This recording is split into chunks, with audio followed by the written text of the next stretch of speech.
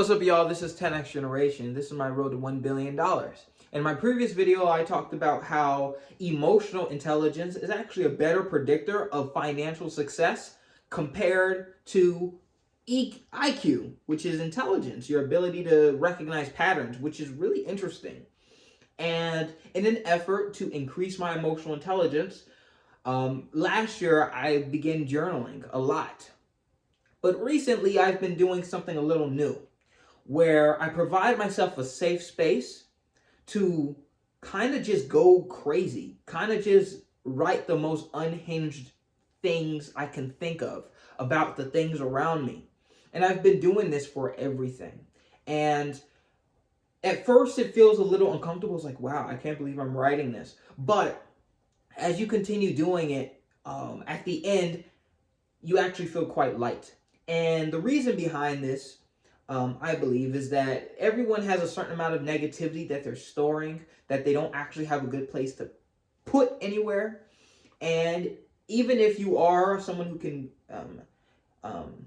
who is very good at controlling their mouth, controlling their actions, controlling their emotions, there are subtle things that we do that kind of hint towards some of our deepest, darkest beliefs, feelings, thoughts.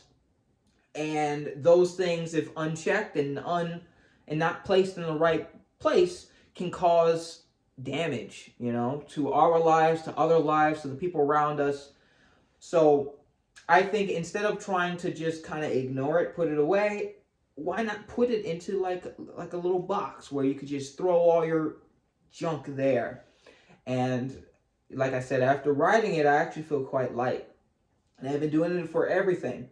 But recently I got to myself, right? I was, writing crazy stuff about everything around me, all my complaints. I call it my grievance journal. But once I got to myself, things took kind of a different turn. I spent a while writing stuff, and at the end, I didn't actually feel light. I actually felt quite nervous. Quite nervous because I'm not really thinking about the things I'm writing. I'm kind of just taking the perspective of an ultra pessimist, the thing I don't want to be and the thing that I don't want to exude, and I just write about things. So when I'm writing about myself, I look at myself as such a negative light, and it exposes some of my weaknesses, some of my flaws, and things that I actually am really scared of that I haven't been confronting. And the biggest thing is that I am foolishly optimistic. Foolishly. And if I'm not able to do the things that I say I want to do, like this company, I will feel a great deal of shame because of all the people who have helped me along my journey to create the thing that I want to create. I have investors, I have friends, I have family, a lot of people kind of cheering me on and supporting me. If I'm not able to still do that, I will feel a great deal of shame because not only does it say, wow, you really trusted the wrong guy, but it also says that, hey, you have had opportunities that most people didn't have and you still couldn't do it. Like, you're not worthy of that particular dream, right? You're not good enough for that particular dream. And this is something that, while I don't have to deal with yet, I will have to deal with in maybe about a year when my funding runs out, when I just have no more money and I have to stop doing this full time and do something else, right? And that's very, very, very uncomfortable. Very uncomfortable. And of course, I use more bad language and was a lot harder on myself in the journal, but that's pretty much the gist of it. And I walked away from that feeling very, like I said, nervous. But I think a day or two has passed, and I was able to sleep on it. And I was okay with that being uncomfortable, and I was okay with me being that person, because this is something that I really believe in. This is something that I really want out of my life. I want to become an entrepreneur. I want to be that kind of person, and being able to pursue this makes me happy, even if I know that it's not the most sure way to financial success, or even the most sure way to even create a business, right? It's not. The way I'm doing things aren't the smartest, but I'm okay with that. I'm okay with that. The thing that I was not okay with, that I've realized, was that I don't actually have a good plan B. In case that I'm not able to do the things that I think I'm able to do, will I set myself up to make it a disadvantage, or can I still make it an advantage, right? And that's just about proper planning, right? If everything doesn't go the way I want it to go, what will I do? What's the game plan, right? And I've constructed a little bit of a game plan, and I have it in the back of my head now as something that I'm not actively running away from as I have been, or just ignoring, pretending it can't happen, it won't happen. Let's just move forward and forget this. No, it's there. And even though I still feel a little, you could probably tell by my tone, I still do feel pretty uncomfortable about it.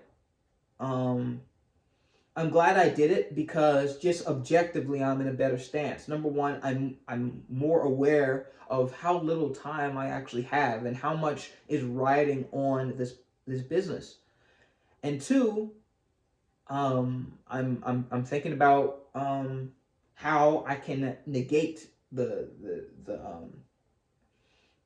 potential issues that could arise in case I'm not able to do the things that I was able to do. So it's a net positive. I would say it is a little nick on my, let's say, mental calmness, but that's not always a bad thing, right? Sometimes a little bit of fire under you gets you to move faster and work harder and work better. So yeah, all in all, I think it was a good practice, and something that can, if you want to incorporate this into your life, can allow people just in general to become more self-aware. What are your issues judged by you, and what are you doing about it? But I will say that it is pretty distressing. So if you're already distressed, I wouldn't do it. I was in a good place, and it messed me up just a little bit. So yeah, if you're gonna do that, just be cautious about it. But in other news, right, more technical side, I basically finished the refactoring for Neon Arcade. The entire backend is rewritten, and it works a lot better. Everything is more organized, it's smoother, there's comments, things are packaged properly. It's cool, right? And I have a much better understanding of everything that's going on, and I had some rules, like a consistent styling guide, right? Using, it sounds dumb, but like it actually makes everything more readable. Consistent variable name conventions, function name conventions, global variables. I've been looking into making sure that little tiny issues that people sometimes don't think about are good. So one of the things that I've implemented a long time ago is caching, right? Because I have a database that sits over here, and then I have an API that sits here, and then I have the front end that sits here. Calls to the API is actually pretty fast, right? But it would be better, it's even faster to just do it on the computer. But calls to the API are pretty fast. And you need to do certain things on the API for security reasons and things like that, right? So there's a layer of abstraction, a layer of things that you have to hide, right? Certain IDs, certain codes, certain things like that. They never are allowed to cross this barrier. And you can do this very easily with encryption, right? That's one way to do it. And another way, so I'm doing two things: encryption, so that even if it was somehow able to slip, it's all jumbled up. It's no one can read it unless they have the super special private key, which I don't publish anywhere, right?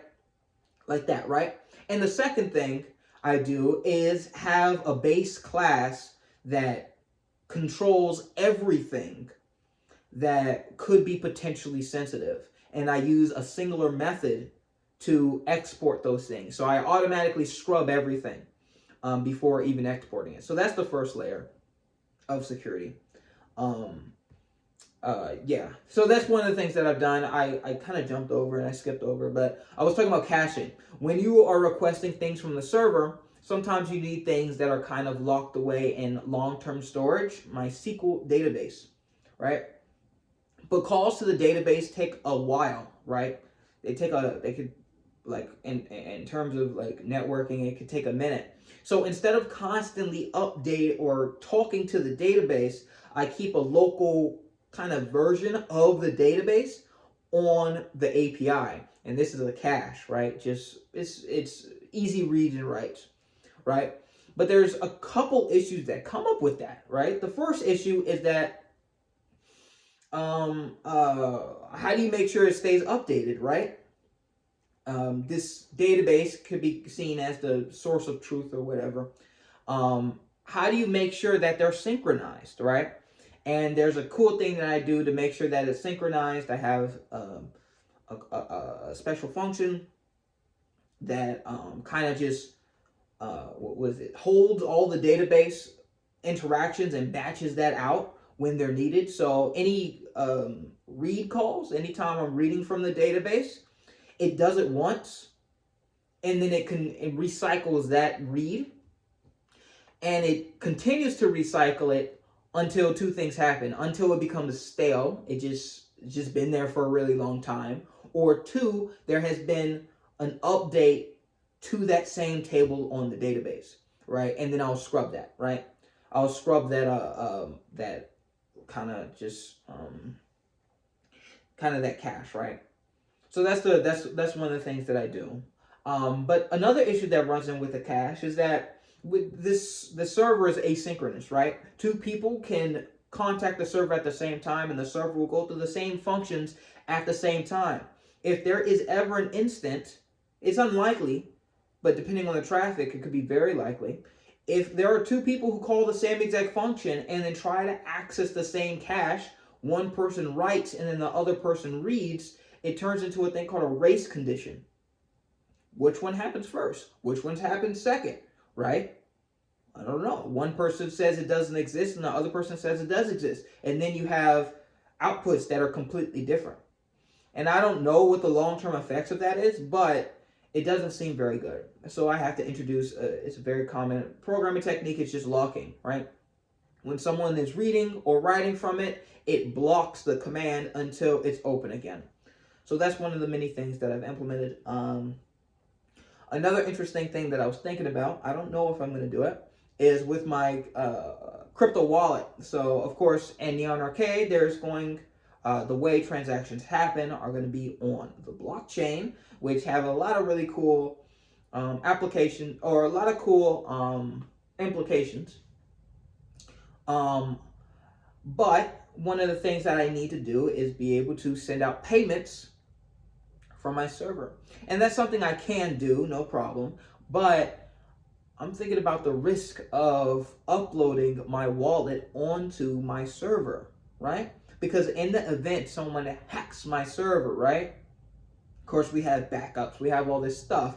But the one permanent thing that they can actually do is take all the money from my crypto wallet, right? And I just want to be able to find it again. So I don't even want that possibility. So what I was thinking is, how do you like, is there a special way you can encrypt it? No, there's always, the only way I can think of doing it is having a server that I control, that there's no way you're hacking it, because it's like, you're just not hacking it, right? Maybe put it on a Raspberry Pi, or have it as my computer, or something that I can control, right? And that I can look at. So whenever there's a read or write, instead of it using the wallet data on the server, it actually contacts another server that's in my room somewhere that actually has like the wallet plugged in on a USB drive, right? And then that little tiny server, is the one that executes the crypto transactions, right? That has any access to the crypto. And I can make it so that that's very like tied up, right? Very like multiple layers of security. Make it so whenever there's a transaction, it emails me. It anything that's weird, I can, I could really do with anything I want with that without risking somebody just taking it, and copying it somewhere. I don't know if I'm going to do that because that's the basis, like the heart of the program.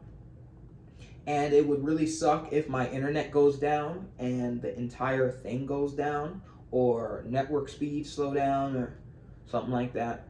But I think it'll be kind of cool. Also in the eyes of security. I probably will do it. I have a Raspberry Pi sitting on my desk right now. I don't know if I'm making this project more than it is. I don't know. I don't know if I'm gonna do it. I'm gonna continue working on other stuff, and then if I feel compelled to do it, I'll go ahead and do it. Or yeah.